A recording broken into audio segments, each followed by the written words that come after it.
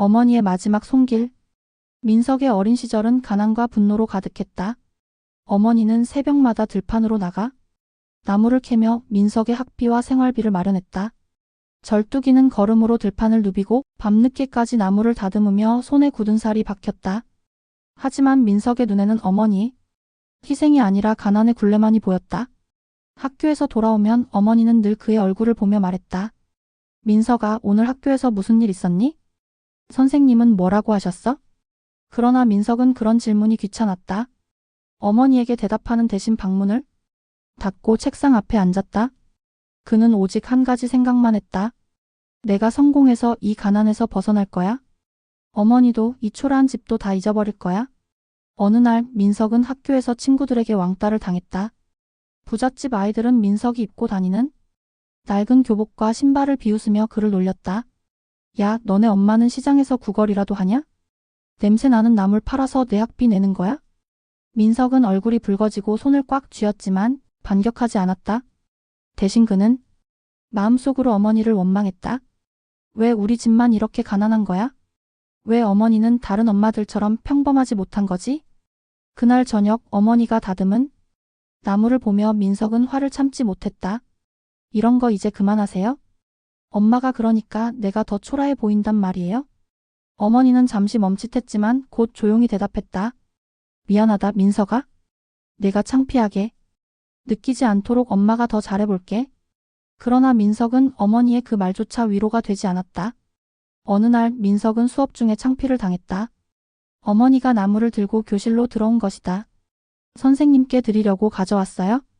우리 민석이 잘 부탁드립니다. 아이들은 그 모습을 보고 웃음을 터뜨렸다.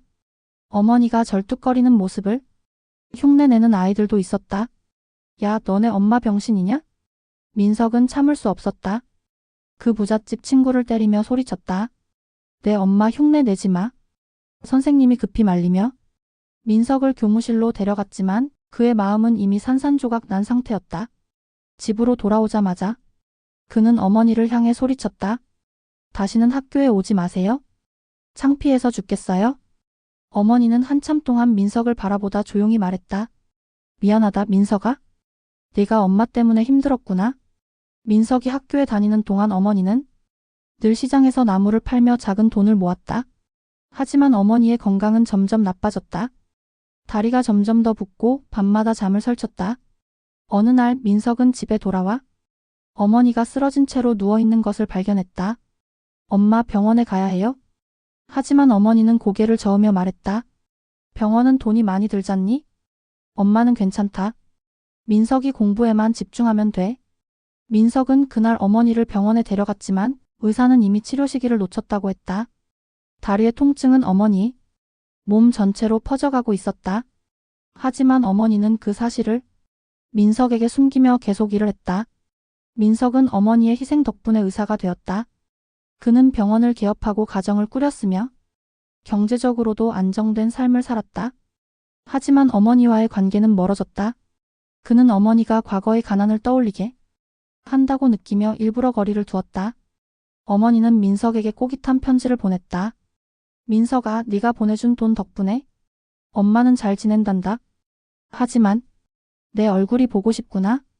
엄마는 네가 자랑스럽다. 민석은 그 편지를 읽으며 마음이 아팠지만 답장을 쓰지 않았다.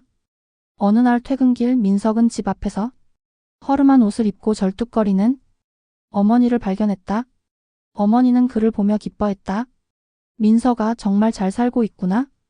하지만 민석은 어머니를 외면했다. 사람 잘못 보셨어요?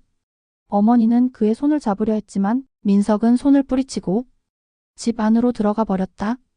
어머니는 한참 동안 문 앞에 서 있다가 돌아섰다. 며칠 후 민석은 어머니가 병원에 실려갔다는 전화를 받았다. 그는 병원으로 달려갔지만 어머니는 이미 세상을 떠난 뒤였다. 어머니의 품속에는 작은 손수건과 메모가 들어있었다. 사랑하는 민석아, 엄마는 네가 잘 살고 있는 것만으로도 행복하다. 이 손수건에 든 돈은 내가 학교 다닐 때부터 모아둔 것이다. 비록 내가 필요 없겠지만 엄마는 이걸 내게 주고 싶었다. 사랑한다, 내 아들.